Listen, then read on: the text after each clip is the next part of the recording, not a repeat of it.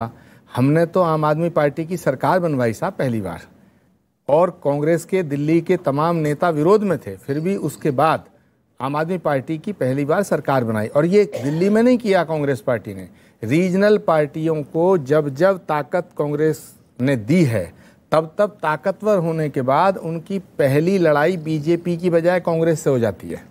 ये उत्तर प्रदेश में भी हुआ, ये बिहार में भी हुआ, ये वेस्ट बंगाल में हुआ, ये तमिलनाडु में हुआ, ये और भी स्टेट्स में हुआ।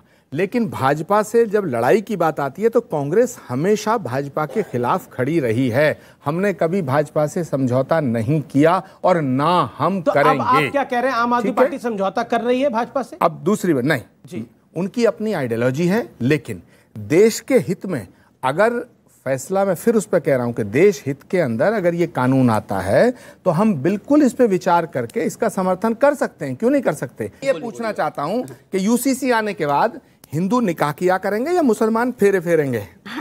जरा बताइए। नहीं, क्लियर। अरे भाई, इसका धार्मिक संस्कृति परंपरा से क्या मतलब? मैं बता रहा हूँ। तो फिर किससे सुनिए, मैं जवाब दे रहा हूँ। अरे भाई,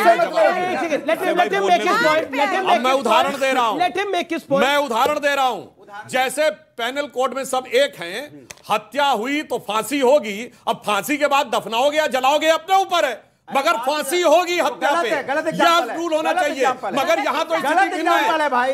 क्या गलत एग्जांपल? जो आप तो ये कह रहे हैं, आप शादी पे बात होती है, गोवा की बात होती है, आप बोलने नहीं तो यार एक एक करके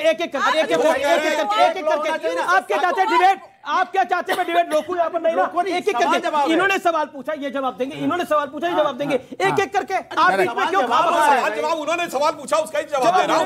उन्होंने कहा शादी होगी तो फेरे से होगी। आप इधर आ जाइए। शादी होगी तो फेरे से होगी या निकाह पढ़ के होगी, इसका क्या मतलब है? मैंने जैसे कहा कि मृत्यु होगी उसके बाद दफनाओ या वो करो, अपने हिसाब से करो, वैसे ही शादी होगी तुम अपने संस्कार से करो। बस शादी में एक बात तय हो जाएगी, शादी होगी तो रजिस्ट्रेशन कराना पड़ेगा, शादी होगी तो सबके लिए एक पत्नी एक पति होगा। इसमें कौन सी समस्या की बात है भाई? इसमें कोई समस्या की बात है? अब आइए लैंड वाली बात करते हैं, जिस पे बात हुई लैंड वाली बात पे, जो प्रियंका करने बात करता हूं। एक सेकंड, लैंड के ऊपर तमाम राज्यों में यह विशेषाधिकार है कि आप उसकी लैंड नहीं ले सकते। जैसे शेड्यूल कास्ट की लैंड आप नहीं ले सकते, इसका यूसीसी से क्या लेना देना भाई? क्या सिर्फ आप पढ़िए पहले सवाल है, आप पहले पढ़िए यूसीसी है क्या? अनुराग, तो आप रिजर्वेशन का क्या करेंगे? अरे भाई, रिजर्वेशन से यूसीसी क्या करना भाई? रिजर्वेशन से क्या कनेक्शन यूसीसी का? बराबर अधिकार देना, सबको बराबर अधिकार देना। तो आप बराबरी के पक्ष में थे, बोलते थे कि रिजर्वेशन का क्या लेना देना यूसीसी से? मुस्कुरा रहे हैं, निकाह में जाएंगे, रिजर्वेशन पे जाएंगे। यूसीसी का रिजर्वेशन से क्या लेना देना है? किससे लेना देना है? फिर यूनिवर्सिटी का रिजर्वेशन से कोई लेना देना नहीं है। ना जमीन से लेना देना है, ना अच्छा ठीक है, ऑडियंस के सवाल। अरे ये देखिए कौन आया है स्टूडियो में? एक सेकंड, स्टूडियो में कौन आया है? आप क्या कहना चाहते हैं? मेरा आपसे सवाल क्या? आप तो बोलिए भाई, सवाल क्या पूछेंगे आप? बोलिए। आप तो मेरे को इतना ही पूछना है कि आप तो ठोक दीजिए। बिल्कुल ठोकूंगा। आप 35 करोड़ से ऊपर क्यों नहीं सोचते हो? मोदी जी 140 करोड़ के बारे में सोच रहे हैं और आप केवल 35 करोड़ पे टिके। अच्छा, ये तो आप 140 करोड़ के बारे में सोचिए। अच्छा, एक सवाल है, ये वेशभूषा अभी आपने 2017 के बाद धारण करी है या उससे पहले से पहनते आ रहे हैं? ये केवल 2022 के बाद चालू हुई है। 2022 के बाद चालू हुई है। चलिए, कंफ्यूजन हो जाता होगा कई बार लोगों को, लेकिन आपको यहाँ देख के अनुराग भदौरिया थोड़ा डर गए थे। अच्छा, मैं ऐसा तो नहीं था। एक सेकंड। अब देखिए, बीजेपी के प्रवक्ता कह रहे हैं शादी से यूसीसी का लेना देना नहीं, जमीन से लेना देना नहीं, रिजर्वेशन से लेना देना नहीं। तो प्रभु लेना देना किससे है? अरे भाई, लेना देना किससे है? पता किससे? मैं बता रहा हूँ, इससे लेना देना है, इससे लेना देना है। महंगाई पे बात ना हो जाए, टमाटर 120 रुपया हो गया है, इससे लेना देना है। इसमें चर्चा नहीं करना चाहते। हाँ, ये इससे लेना देना है, क्योंकि इससे ध्यान भटकाना चाहते हैं आपको। इनको किसी से लेना देना नहीं है। अमीर जी, अभी ये डिबेट को उस लेवल पे लाएंगे। सुनिए, अभी ये कहेंगे फेरे और निकाह तक लाए हैं। अभी ये कहेंगे, अरे टमाटर ज्यादा देर जेब में मत रखिए, गड़बड़ हो जाएगी। 120 रुपए किलो है। अच्छा, ये खरीद के लाए, चुरा के लाए? खरीदा हुआ भैया, ये एक खरीदा है। एक लेजिटिमेट सवाल है, इसका जवाब दीजिए। क्यों आप हमेशा शक की निगाह से देखते हैं? ऐसा तो नहीं है, बीजेपी ने तो अब ये भी बोला पसमानदा मुसलमानों के लिए दिल खोलकर नरेंद्र मोदी स्वागत कर रहे हैं। देखिए, किसी भी स्वस्थ लोकतंत्र में उसकी परिभाषा ये है कि जब उसकी माइनॉरिटी अगर स्वस्थ और सुकून में होगी और शक नहीं करेगी, समझ लीजिए वो देश का लोकतंत्र स्वस्थ है।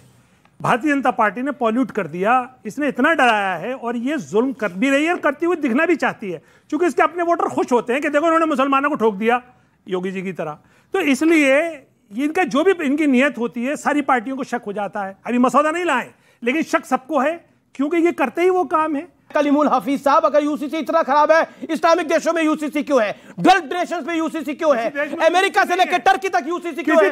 सऊदी अरब से लेकर क्यों है? बाकी देशों में बिल्कुल गलत बयानी करती है। गलत बयानी है, मैं आपको देश गिना सकता हूं। अमेरिका में तो 50 राज्य और 50 संविधान। हिंदुस्तान अलग है भैया, हम अनेकता में एकता वाले देश हैं। मैं आपको देश गिना सकता हूं। आप हिंदुस्तान को बाहर से क्यों कंपेयर करो भैया? हम तो अनेकता में एकता वाले लोग हैं, हमारी अलग पहचान है भैया। हम तो वर्ल्ड, हम तो विश्व गुरु वाले लोग हैं। आप उसको कंपेयर कर रहे इधर उधर से। मैं इनसे पूछना चाहता हूं, हाँ, मैं कंपेयर आपके सांसद की तरह कंपेयर करूं कि मैं मौलवियों और मुफ्तियों से बात करूंगा? मैं पूछना चाहता हूं इनसे बार बार, क्या आपने सिखों से संपर्क किया?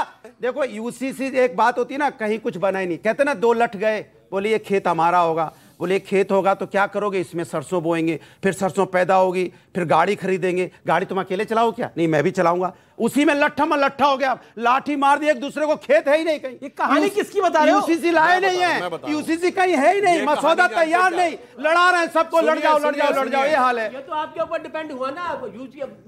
मैं बता रहा हूँ।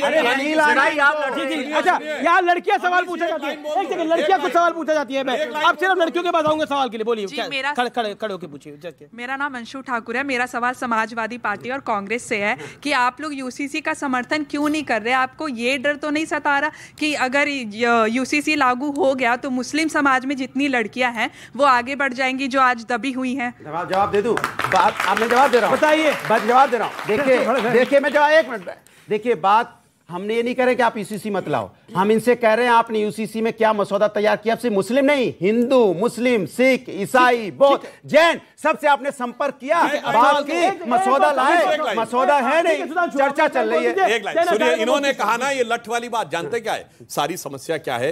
कि बेचारे मुस्लिम समाज को ऐसे फंसा, फिर मुस्लिम पे आ गए। हमें सिख की भी बात होती है। आप कमाल है, मुस्लिम मुस्लिम मुस्लिम। मैं सिख की बात करता हूँ, बौद्ध की बात करता हूँ, हिंदू की बात करता हूँ।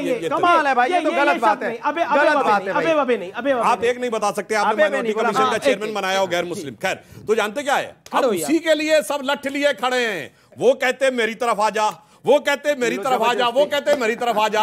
यानी उसकी बेचारे की हालत ऐसे मुस्लिम समाज की लैला जैसी हो गई है कि वो ये कहते हैं मैं तेरा आशिक पुराना तो देख, वो कहते मैंने गोली चलवाई मेरा कारनामा तो देख, तो वो कहता मेरा खानदानी घराना तो देख। तो मुस्लिम समाज हो गया कि रजिया फंस गई गुंडों में।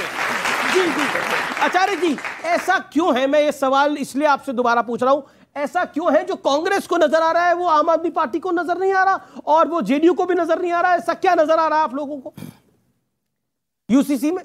बड़ी गंभीर मोड़